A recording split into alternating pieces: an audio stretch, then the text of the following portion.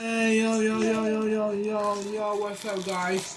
My name is Jamaican Bulldog. Back at it again. And today, I'm in here for you today is I'm gonna make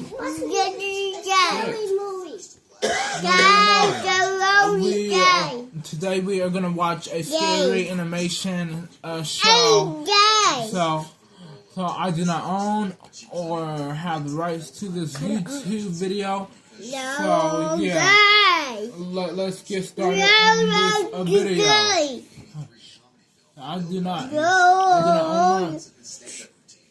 not own or have the rights to this video. So yeah, I do not own or have the rights to this video. So please let me keep this video, please.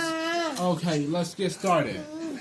No, you got it. Hey. What time is stop? Yeah. That's in the car. Okay. Not too loud. Domino's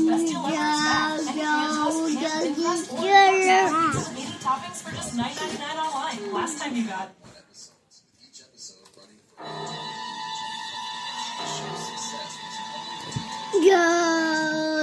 And I do not own or have the rights to. I do not own or have the rights to any music or to any video. What happens in this video? So yeah, let me please keep this video, please.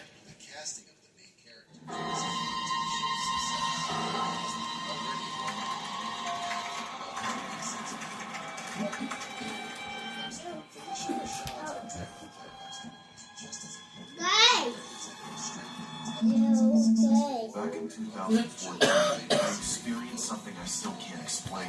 I was still living at home at the time as an only child.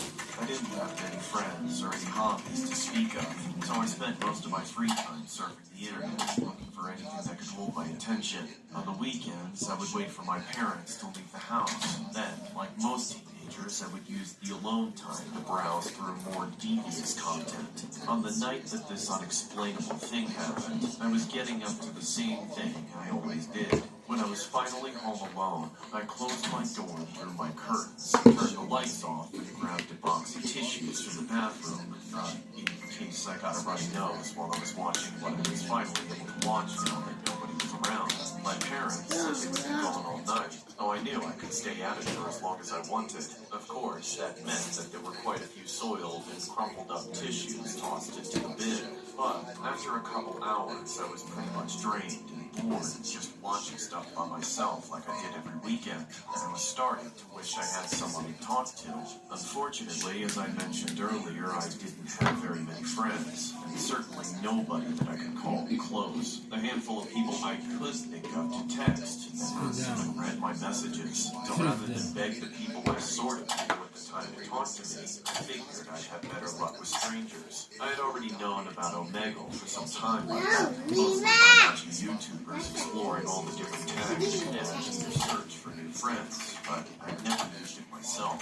I didn't have friends because of my social anxiety, and that led over to video chatting too, which I wasn't super comfortable with in the beginning, especially since they were all strangers. But it was better than tossing tissues all night, and there was no way I'd ever seen any of the people I met more than once, let alone run into them in person, so I gave it a shot. Obviously, just like anyone else would see, my initial experience on Omegle was getting flooded by a bunch of creepy old men asking for my ASL. I skipped over all those guys, and it really felt like I was trudging through an endless ocean of them. But even when I found somebody who looked decent, I would get skipped by them. It was only my first time on Omegle, but if it was supposed to be a place where you could talk to people, then that night was not a good night for me. All the freaks and weirdos seemed to be out. I thought about calling it quits, but then I felt like giving it just a few more tries. That's when I encountered the most unusual thing I've seen all night. Whoever or whatever they were, someone or something, they were creepier than any run-of-the-mill offender on Omegle. I was immediately so petrified by the image in front of me that I couldn't even click away from it. I just kept staring at the screen, trying to figure out what in the world I was looking at. I couldn't tell if they were wearing some kind of mask or a bunch of weird makeup. They barely looked human, and if they were severely deranged. If I had to describe them, it looked like a male figure with deathly pale skin, dark, sunken-in eyes, and a strange, scraggly haircut, like they were halfway dead and already starting to eat their toes. Then, out of the blue, the man started to meow, like he thought he was some sort of Catman. It creeped me out, but I was still suspecting that I was getting pranked somehow, although I had no idea how any of this was supposed to be funny. Hello? What's up? You look like a normal person. At first, my computer screen started glitching out, and that's when the Catman jumped from the desk, landing backwards on all fours like it was about to start sliding. It happened so fast that I finished and fell off my chair, continuing to watch from the floor.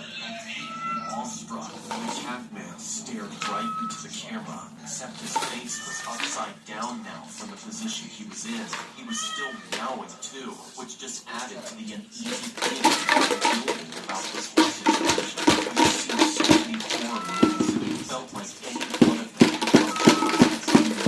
I hadn't expected him to crawl out in the screen and eat my soul. What the hell do you want?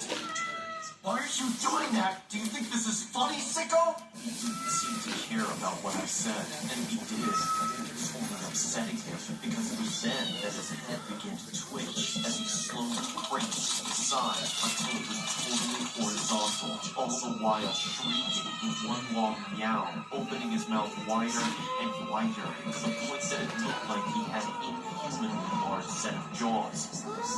What the hell is the matter with you?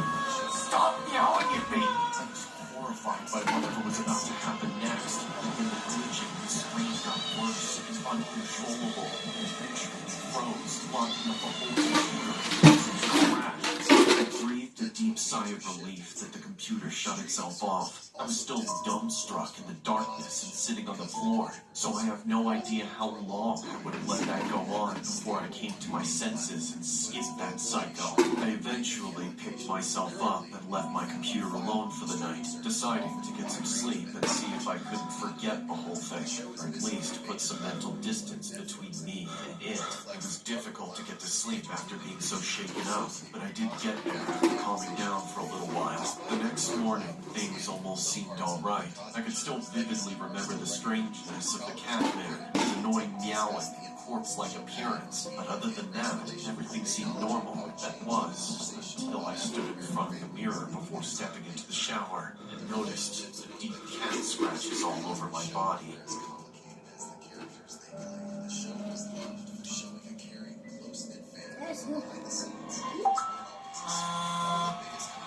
That was a scary one.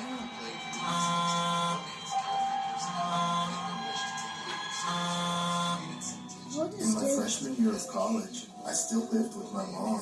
It was a small house in Fontana, California, near where I went to school. I didn't need to live in a dorm to get to know everybody in my classes. That's what things like Instagram were for, and I was upping my popularity by letting all the people I met in school follow me. I kept my profile up to date with posting stories every day, taking selfies from pretty much everywhere I went, whether I was at the movies, at a fast food place, in class, or even at home. That's just what everyone was doing, and I didn't want to alienate myself. That's when I would soon make that decision. One evening, after a long day of classes, I got home and did my usual routine of studying and having dinner with my mom. I eventually got into bed, ready to pass out. That was when I heard my phone buzz on the nightstand, right as I was on the verge of falling asleep. I figured it was probably nothing, but I reached over and checked the notification, just in case it was a text from someone important. Unfortunately, it wasn't. It was just Instagram letting me know that I had another new follower. I was groggy and could barely read the username, but it was something like @JonathanW and then a bunch of random numbers and characters. That, and the fact that they didn't have a profile picture, made it clear that this was not somebody who went to school with me. My curiosity led me to check out his page, and so I did. I could see that he was following hundreds of accounts, but didn't have a single follower of his own. There wasn't even a bio or a link to anything. However, there were a few posts on his account. As I began scrolling, I noticed all the posts were of the same thing, a confusingly close-up shot of some kind of cotton upholstery stapled onto wood planks, like he was some kind of construction worker. The only difference between any of them was that it looked like some of them were taken at night, while others were taken from the daytime. I figured the account was either just some bot or maybe some random weirdo, so I put down my phone and tried to go back to sleep. Not even a minute later, my phone buzzed again. This time when I checked, it was a DM from the same guy that read, "Hey baby." I immediately realized that it wasn't a bot, but an actual person. I decided to respond back with, Who's this? Admittedly, replying to him wasn't the best idea, but I wasn't thinking about the fact that you would be able to see when I read his messages after that. However, after a few minutes, he didn't respond with anything, so I put my phone down again and tried to get some sleep. I was just starting to doze off when I heard my phone. Yet again, this time, I ignored it. It annoyed me to think I was about to lose much needed sleep just to interact with some Instagram creep. I figured if I stopped reading his messages, he would get bored and move on like most of them do, but that wasn't the case. A minute later, there was another notification. My sleepiness was already spoiled by how irritated I was, so I checked it out with the intentions of blocking him, but what I saw made me realize that I was getting dragged into something far more serious than I had anticipated. He sent a candid picture of me at school.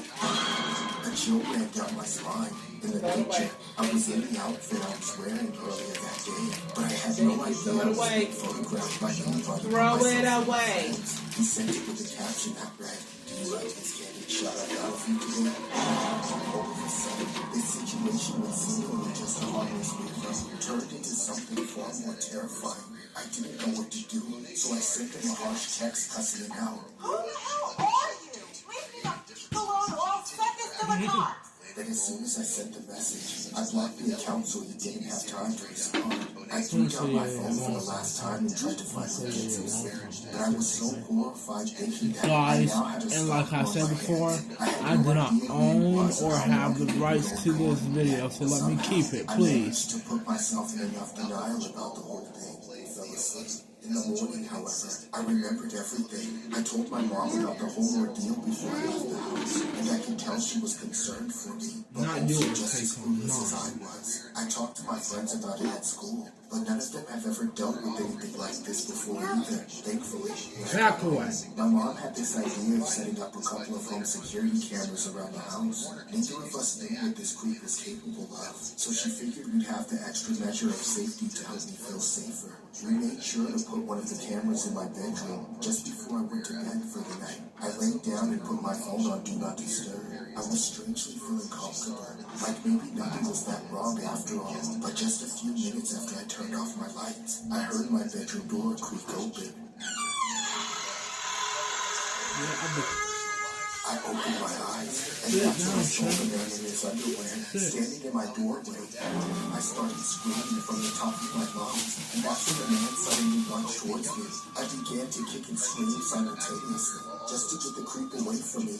Thankfully, the sounds I was making were enough to make me turn around and run out of the house. My mom came storming into my room to my face. We stayed in the bedroom with the chair leaning against the doorknob, and immediately called the police. Somewhat unsurprisingly, the man didn't run very far. They caught him lurking in the neighbor's yard just a few doors down.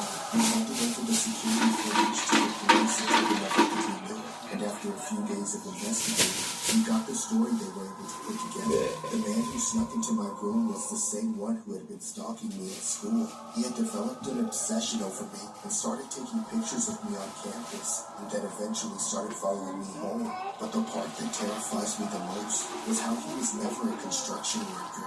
Those confusing pictures of wooden planks were just photos he took underneath my bed while I was sleeping in it. He had been sneaking into my house and hiding under my bed for weeks. All I know is that I'll always be on guard whenever a stranger sends me a DM or adds me on Instagram. I'm always paranoid if it's that guy again. Look at the phone.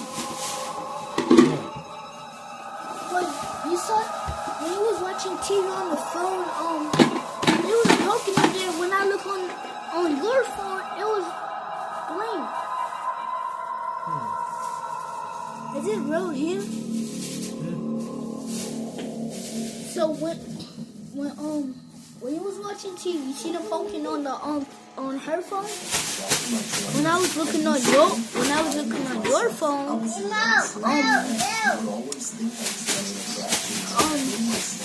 her phone I lived on the 12th floor of an apartment on your TV, on your phone, it was white. My neighbors and other patrons around the building. There's something creepy about I it. was always being catcalled, but didn't know more than to give them a courteous nod. It Yeah, took some okay. getting used to until one night I got inside and began to situate myself. Then I sat in front of my guys. and started to do my usual skincare routine. It's not almost over, but What they say, 'cause words can't bring me down. No. How dare you think someone will eventually take your place? That'll never happen, you hear me? The next day was like every other day. I would always run errands and have random pedestrians look at me wherever I went. This varied from single man to taken man to even married man. However, I had this nagging feeling of dissatisfaction as I wasn't turning as much heads as I would have liked to. When I arrived home, I immediately glanced at the mirror, angry at my disheveled appearance. Then, as I approached closer to my reflection, I felt as if the answer was right in front of me. I wasn't going to stay young forever, and I was afraid to lose all the beauty I possessed. No, this can't be happening. Oh, what was this? I just saw this. Not that. I tell you, stop. I saw something creepy right there. Stop right there. I saw something creepy right there. that's it. That was until someone knocked on my door. Upon opening it, I noticed it was the neighbor from down the hallway. However, instead of coming closer, he had this horrific look on his face, as if he had seen a ghost. Offended, I asked, Why are you looking at me like that? Stupid neighbor. I can't stand being You are beautiful, no matter what they say, 'cause words can't bring me down. His story was inspired by a 28-year-old woman who was a successful model and singer. Before her descent into plastic surgery addiction, there were multiple doctors that refused to work on her anymore. Before she took matters into her own hands, she then returned to Korea. Her parents could not recognize her. She has since received psychiatric help. Alright, ladies. Top 7 answers on the board. Here we go. Her face was so big, just like a potato.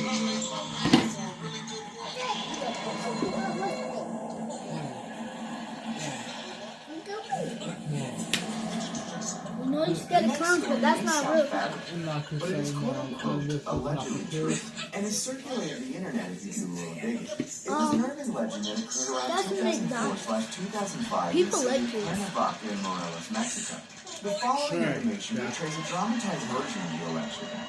All parties will be given aliases to protect the identities of all involved. It was a story so improbable that it would shake my head and roll my eyes whenever I heard what Holly was talking about. However, all of this changed when someone in my family experienced the same thing, causing me to withdraw every ounce of doubt. 3 days ago, my brother and his pal had just left a drinking party at a nightclub. They were so wasted it was difficult to even book a cab home. So as they turned across the long paved road, struggling to avoid passing cars, they saw what appeared to be a burglary domicile. They realized that it wasn't a house, but a McDonald's fast food restaurant. They glanced through the glass windows and feasted their eyes on the menu displayed on the counter, delighted to see very few customers. After all, it was past midnight, and not so many people were expected to be out at this hour. Finally, after a long walk, He decided to order some Big Macs and flunk on a bench outside the restaurant where a statue of Ronald McDonald was sitting comfortably at the edge, staring at the statue. And its eyes began gazing back at them, causing them to feel reluctant where they eventually looked at each other and laughed at the child's stall, brushing his I'll never forget it. My brother said as he took him on his bite. Oh, did you see that thing was giving me a bubble? She was bad, wasn't she? I might have taken her to McDonald's for a first date. Pedro eventually patting him on the back. Well, I'm sorry, kid. I can't hold it anymore. The sour taste in my brother's mouth made him wrench. And so, unable to contain it, he headed to the trash bin right for the rest of a couple of minutes, leaving his friend all alone with the statue on the bench. Having lost the strength and interest of the Pedro thought of taking a nap on Ronald McDonald's statue's lap. Then as he began to shut his eyes, he grumbled and said, "Oh, my headaches have gotten worse. I wish I could just die." Then, a creepy voice replied, "Be careful what you wish for." Pedro jumped, wondering for a moment where the voice might have emanated from. However, as he listened to cars honking and tree branches falling, he was convinced it was all in his head. "See, Pedro, this is what happens when you get drunk," he told himself as he resumed his nap. Then, amidst the silence, Pedro sighed and said, "I'm so tired." Moments later, the same voice from before spoke to him and replied, "That is the two of us." Before Pedro had any chance to react, the statue grabbed his head with both hands, tightening its biceps. Pedro wailed out,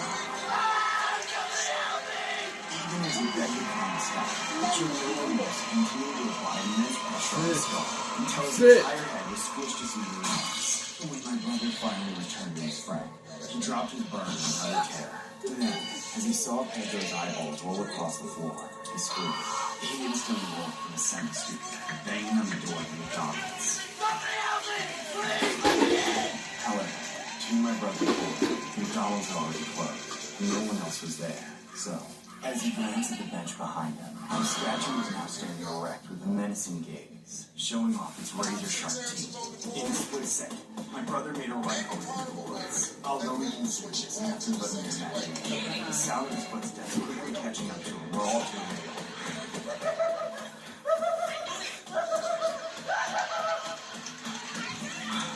What the hell is going on? Moments later, the evil clown grabbed his arm as he tried to break free. That's when the clown rips my brother's arm off, leaving him on the ground as he wailed in sheer agony. That was my baby. The clown growled as it delighted itself in a sumptuous meal. Shit. With his adrenaline rushing, my brother got to his feet, heedless of the routine. Then, he ran away from the woods until he eventually arrived home, as he locked the door behind him. He ran to the living room and dialed 911 with his remaining arm. His hand was uncontrollably shaking as he waited for an officer to come and call him. When he was finally able to speak to someone, my brother said, wincing at the pain of his severed arm, "Please send the cops! I know this is hard to believe, but Ronald McDonald's after me! He's about to kill me!" Okay, sir, I'm sorry. You need to slow down and say it more clearly this time. Do you understand? But I don't have time! Like I said, Ronald McDonald's on the way to kill me! The officer asked with a hint of sarcasm and irritation. "Yes, ma'am! Please hurry!" Suddenly, the cop's voice turned from annoyance to delight. You just made my day. To be honest, I was told there was going to be some kind of investigation. Since this is my first week in the office, so I'm watching sorry for ruining the surprise. But it's a good one, sir. You got me. No, this is not right, lady. Send someone back, please, I'm begging you. Well played, sir. Well played. My brother panicked. The officer then hung up on him. Moments later, my brother heard a loud buzz, followed by constant banging. "Come on! Come on! Let me in!" The clown said in a loud voice.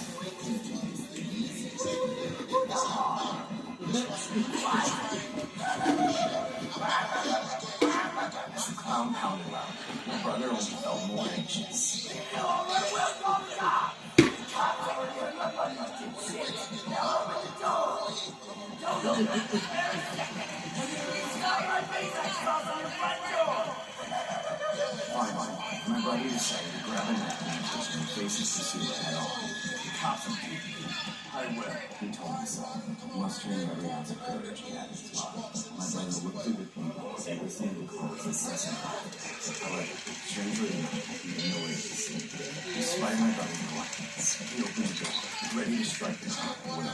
But out of nowhere, the clown quickly wrapped his large hand around my brother's head, squeezing the life out of him. That's when my brother began to gouge out my eyes. What is what? While being suspended in the air by some miracle. And when he was deep inside the crevices, the clown's eye sockets and ripped his eyeballs out. That's when the clown released my brother from his tight grasp. My brother screamed while weeping convulsively as he flagged out immediately to bring him to his hospital.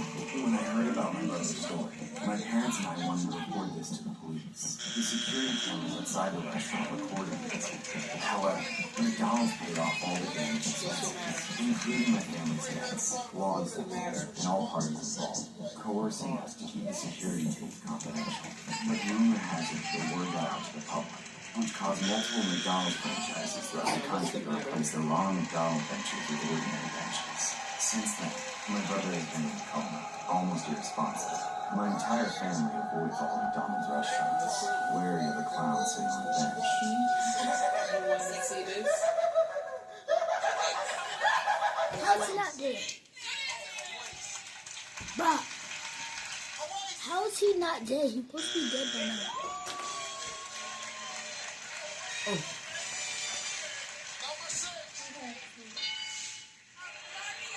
Okay guys, if you like my video, like and subscribe, and leave the big thumbs up after you are done. Don't touch it yet.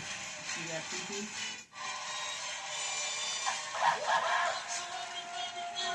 And yeah.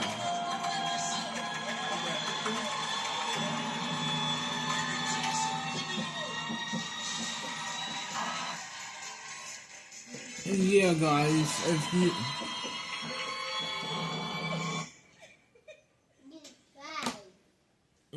if you like my video, like and subscribe. After you're done, leave a big comment down below.